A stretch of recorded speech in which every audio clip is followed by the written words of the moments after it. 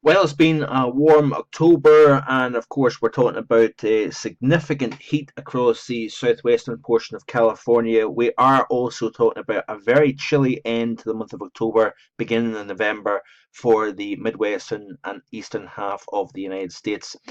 Thanks for clicking on to the Wednesday edition of Vogan's US Outlook. We're talking about the teleconnection between the West Pacific Typhoon recurve, the MJO Phase 5, and that has been coming together along with a negative Arctic Oscillation, North Atlantic Oscillation to drive the first true punch of cold into the Midwestern section of the country and eastwards here. So we're going to have a look at the GFS 500 millibar height anomalies and skip through the sequence here. All the while we're talking about chill in the Midwest, we're talking about very impressive heat wave for the latter half of October for southwestern California, driven by a 594 high centered over Nevada.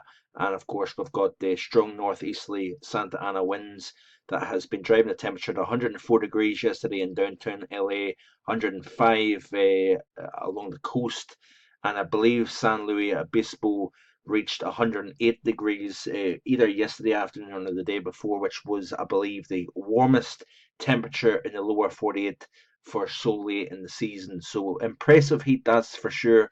But we're also going to be talking about a reasonably impressive shot of cold into the midwestern and eastern half of the country. So let's skip through. We've got a trough at the moment over the central portion of the country here, over the midwestern section at least.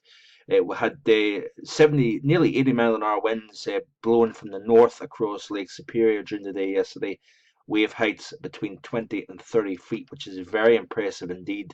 We also seen coastal flooding as a result of that strong northerly wind. But you can see here as we skip forward here, that trough kind of moves east, and then we've got, with the help of high pressure centered over the North Pacific, extending into Alaska and northwestern Canada, we're seeing another wave of cold coming down here in association with a trough in an area of low pressure. So the next wave comes down, then that comes through, and it's like a pinwheel of systems coming in from the north that is going to reinforce the chill as we end the month of October, begin the month of November here. So you can see here off the model that we can continue to see a chilly pattern coming in from the northwest.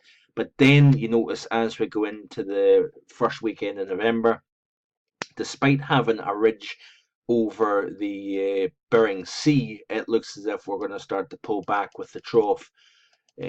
How long for remains to be seen, because it does look as if we are going to start to see that trough retrograde westwards while a ridge takes over in the eastern half of the country for the second week in November here overall. So that's it for today, short and sweet. Hope you have a great Wednesday, and I'll be back with the written post later on this afternoon. Bye for now.